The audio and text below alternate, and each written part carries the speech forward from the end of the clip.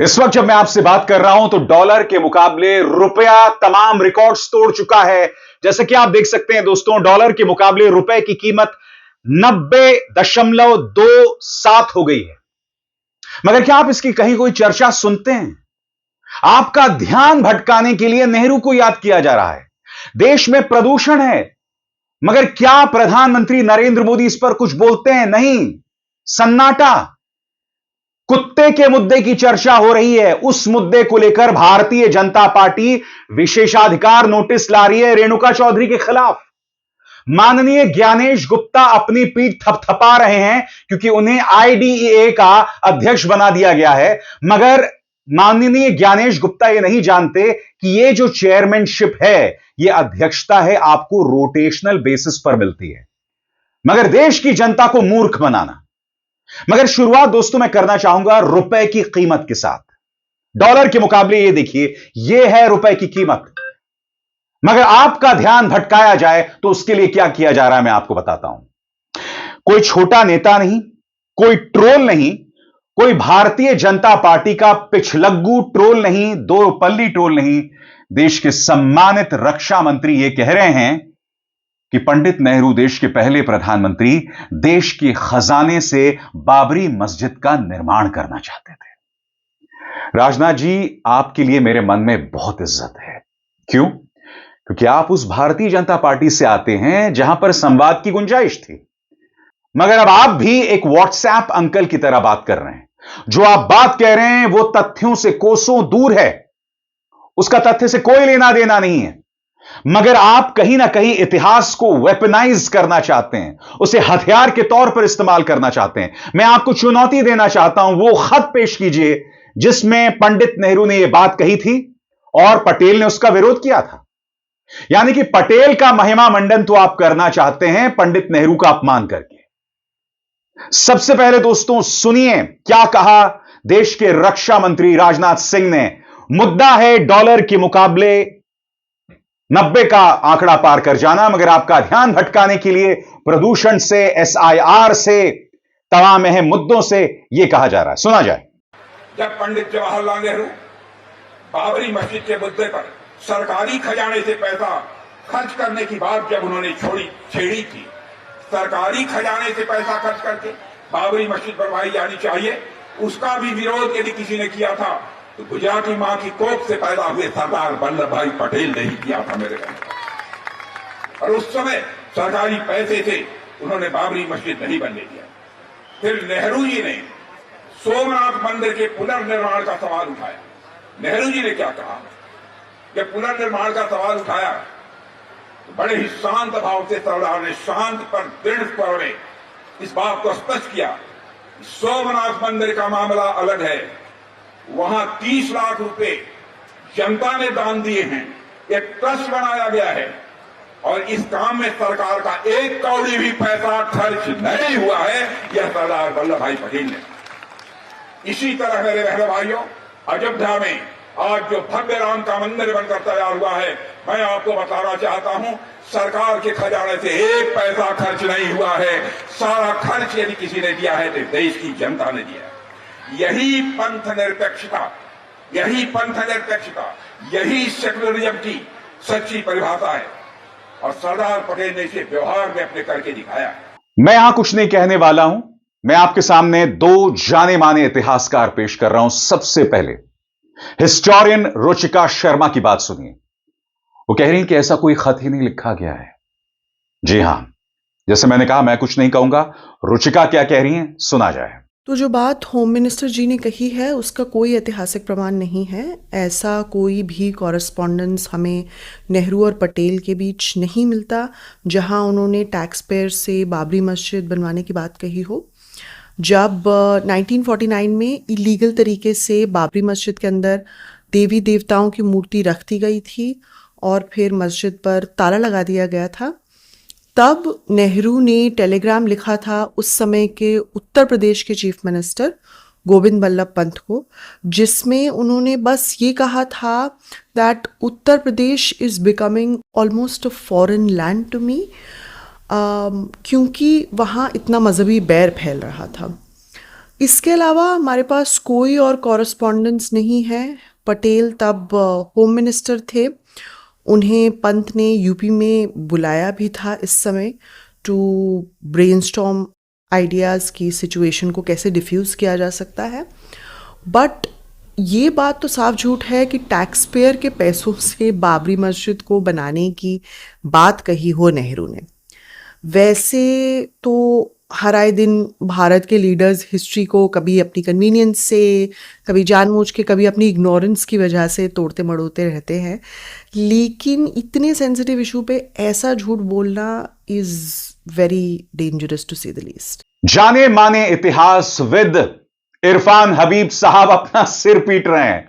वो कह रहे हैं कि ये क्या हो रहा है साहब, आप कहीं ना कहीं इतिहास को एक हथियार बनाकर राजनीति के जरिए जो है आप इन तमाम चीजों को पेश कर रहे हैं।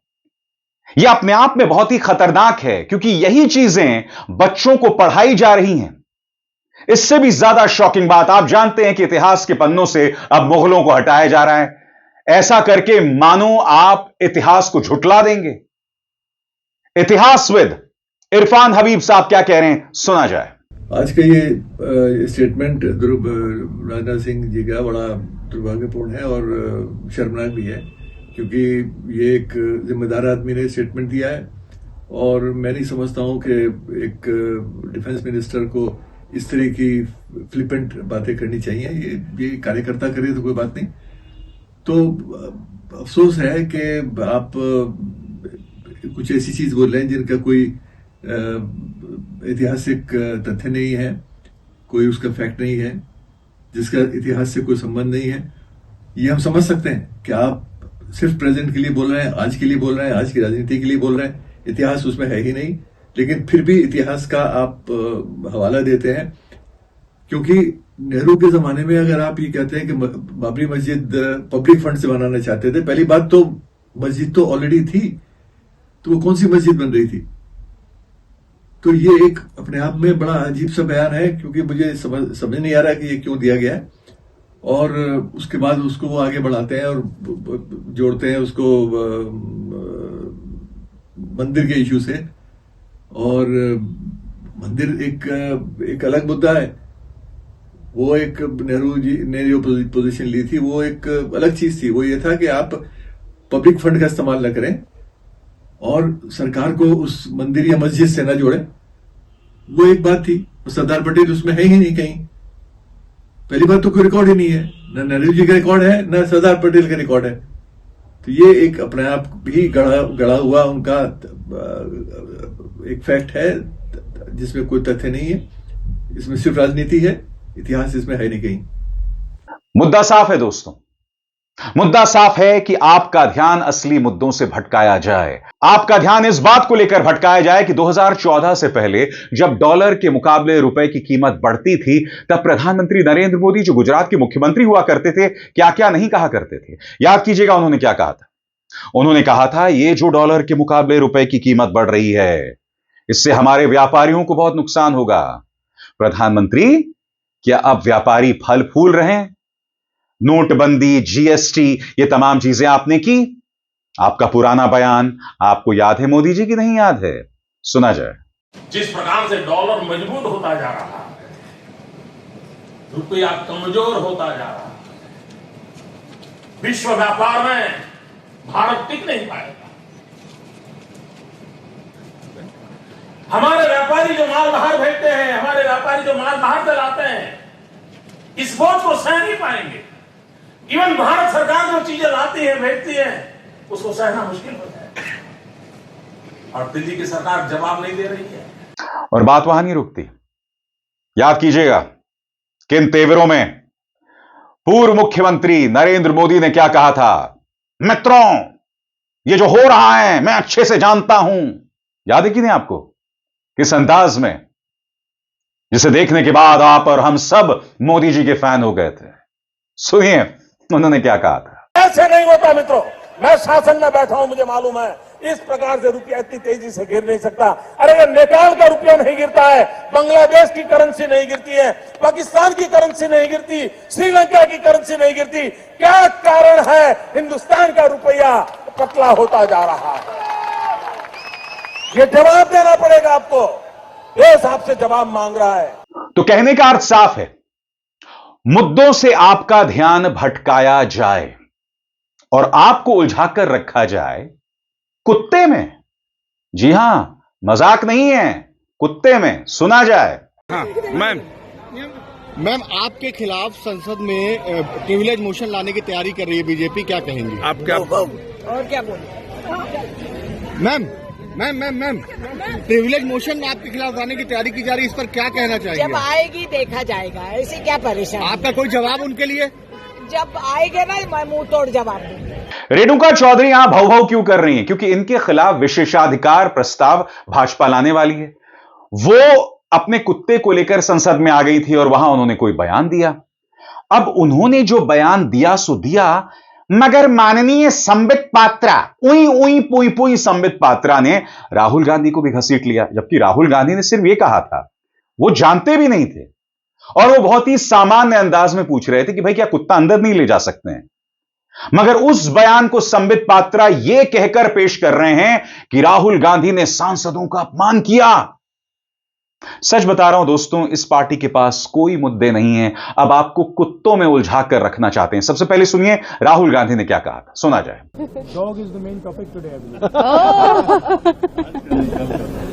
कल क्या कर दिया बेचारे कुत्तों ने? यहाँ आया था। हाँ सर, यही है। अलाउड नहीं है? ऐसा कोई रूल बुक में नहीं है, बट पेट अलाउड नहीं है। पेट अलाउड नहीं है, पेट अंदर allowed. The same statement. If it's inside the car, it's allowed. Dogs are not allowed. Street dogs are wandering here and there. No, but they are not pets, no? Maybe pets are not allowed. अब इसके जवाब में संबित पात्रा किस तरह से कुत्ते के मुद्दे पर राहुल गांधी को घसीट रहे हैं, सुना जाए। राहुल गांधी जो कांग्रेस पार्टी के सर्वोच्च नेता हैं, LOP हैं, लीडर ऑफ ऑपोजिशन है, जब उनसे पूछा गया तो उन्होंने कहा अच्छा क्या डॉग यहां तक आ गया था? तो पत्रकारों ने कहा हाँ यहां तक आ गया था। अच्छा यहां अलाउड नहीं है? तो पत्रकारों ने कहा नहीं सर, प्रोटोकॉल से तो नहीं। अच्छा अंदर तो अलाउड है, अंदर तो अलाउड है, इशारा करते हुए सदन की तरफ। और वहां उन्होंने ये नहीं कहा कि अंदर तो सरकारी रूप से अलाउड है, अंदर अपने भी सांसदों को, अपने गठबंधन के सांसदों को और देश के तमाम सांसदों को उन्होंने कहा अंदर तो अलाउड है। There are certain implied meanings. ये देश की जनता है, सब समझती है। राहुल जी, ये अपेक्षा आपसे नहीं है। दुख होता है दोस्तों, ये राजनीति का कुक्कुर काल है, कुक्कुर काल है और आप और हम सब कुक्कुर जीवन जीने को मजबूर हैं। अब देखिए दोस्तों, मेरे आसपास इस वक्त प्रदूषण के क्या हालात हैं। ये दिल्ली NCR की हालत है साहब, देखिए क्या हालत है प्रदूषण की। अब ये दूसरा आंकड़ा देखिए, ये दिल्ली के आंकड़े हैं, कहीं 300 कहीं 400, हर तरफ ये छाया हुआ है। अभी कल ही मैंने पहली बार देखा पर्यावरण मंत्री भूपेंद्र यादव कोई बैठक कर रहे हैं। मगर मैं आपसे एक सवाल पूछना चाहता हूं, इस प्रदूषण की वजह से इतनी समस्याएं पेश आ रही हैं, क्या किसी को कोई परवाह है? प्रधानमंत्री ने बहुत बड़ी बात कही थी आज से कई सालों पहले, जब दिल्ली के चुनाव हो रहे थे। उसके बाद से कभी आपने सुना उनके मुंह से प्रदूषण का शब्द, उस पर कोई भी चिंता? क्योंकि प्रधानमंत्री, आप तो पत्रकारों के सामने आके कहते हैं कि विपक्ष ड्रामा ना करे। पॉल्यूशन, SIR पर पारदर्शिता की कमी, पहलगाम हमला, दिल्ली बॉम्ब धमाका, यह ड्रामा नहीं है, यह जनता के मुद्दे हैं, इनसे मत भागिए। कहां गए तेवर आपके प्रदूषण को लेकर? मैं नहीं भूला हूं, जब दिल्ली में अरविंद केजरीवाल सत्ता में थे तब आपने प्रदूषण पर क्या कहा था, सुना जाए। देखिए तो सही क्या हाल बना रखा है दिल्ली का। गर्मी आती है तो पीने के पानी के लिए मारामारी, बरसात आती है तो जल भराव से परेशानी, सर्दी आती है तो प्रदूषित हवा में सांस लेना मुश्किल। दिल्ली के लिए इन लोगों ने हर सीजन, हर मौसम आपदा काल बना दिया है। अब वो चर्चा पूरी तरह से नदारद है, हर तरफ से गायब हो गई है। और ये माननीय ज्ञानेश गुप्ता अपनी पीठ थपथपा रहे हैं, ये कह रहे हैं कि मैं एक समिति का अध्यक्ष बना दिया गया हूं और ये भारत के अंदर जो पारदर्शी चुनाव हो रहे हैं उसको लेकर दुनिया भारत का लोहा मान रही है। सरासर गलत। आपको जिस समिति की अध्यक्षता मिली है वो रोटेशनल बेसिस पर होती है। ये देखिए, ये है प्रमाण। भारत को इसलिए नहीं मिला है क्योंकि भारत के अंदर चुनाव आयोग ने बहुत कमाल कर दिया है। जी नहीं, इसलिए नहीं मिला है। सुनिए माननीय ज्ञानेश गुप्ता क्या कह रहे हैं।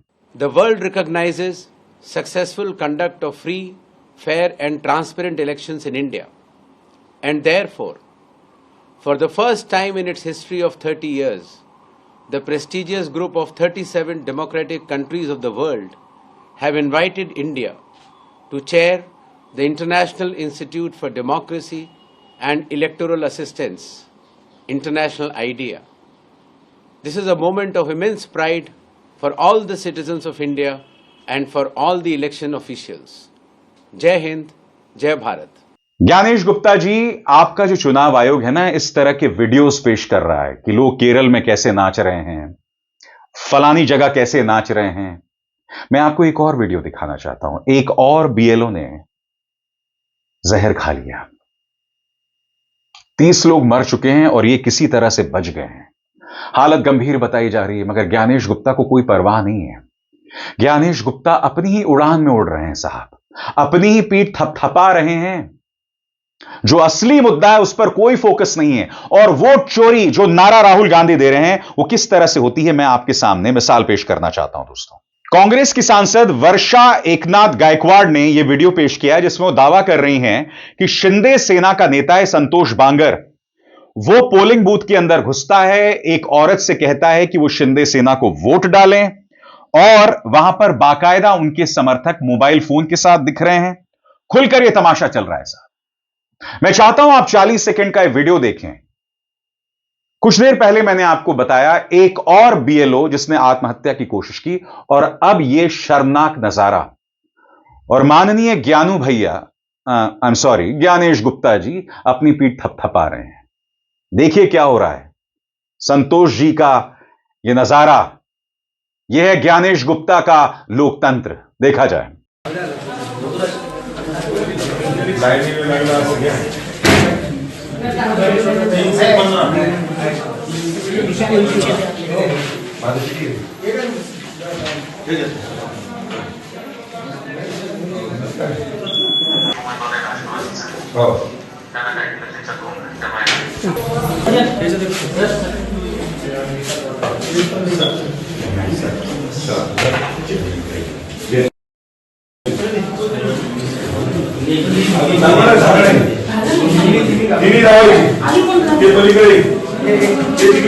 यह असली मुद्दा, इससे ध्यान भटकाया जा रहा है। इसीलिए विपक्ष लगातार प्रदर्शन कर रहा है, विपक्ष रोज मुद्दे उठा रहा है। लेबर लॉस के खिलाफ देखिए साहब प्रदर्शन किया जा रहा है, मगर कोई फर्क नहीं पड़ रहा है, कोई फर्क नहीं पड़ रहा है।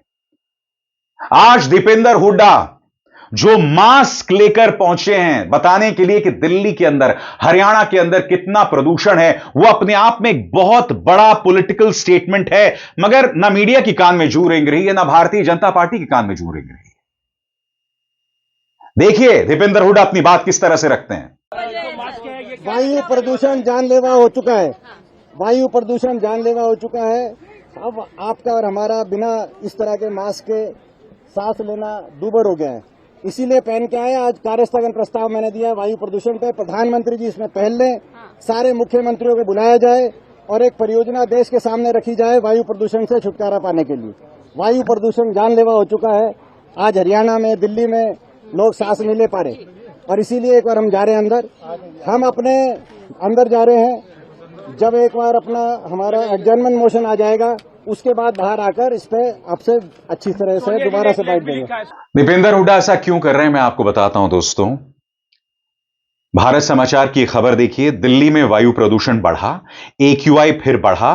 दिल्ली के कई हिस्सों में AQI 400 पार पहुंचा। आनंद विहार 402, अशोक विहार 400, बवाना 401, चांदनी चौक 430, जहांगीरपुरी 405 AQI, नेहरू नगर 427, आरके पुरम 418, रोहिणी 418, विवेक विहार में 410।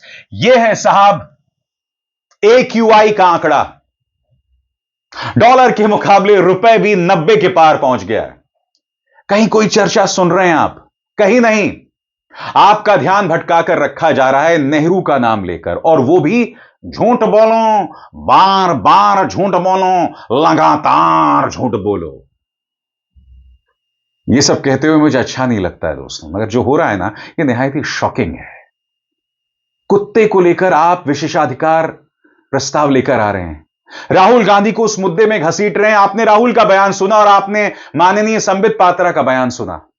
यह सब हो रहा है इस देश के अंदर, यह सब कर रही है भारतीय जनता पार्टी, क्योंकि आपके जो असली मुद्दे हैं उन सवालों का जवाब नहीं देना है। मैं आपसे पूछना चाहता हूं क्यों? क्योंकि यह सब जो होता रहेगा तो हमारे युवा पर क्या असर पड़ेगा। मैं आपको एक खबर दिखाना चाहता हूं। पत्रकार सचिन गुप्ता ने यह वीडियो पेश किया। यह देखिए, यह वीडियो।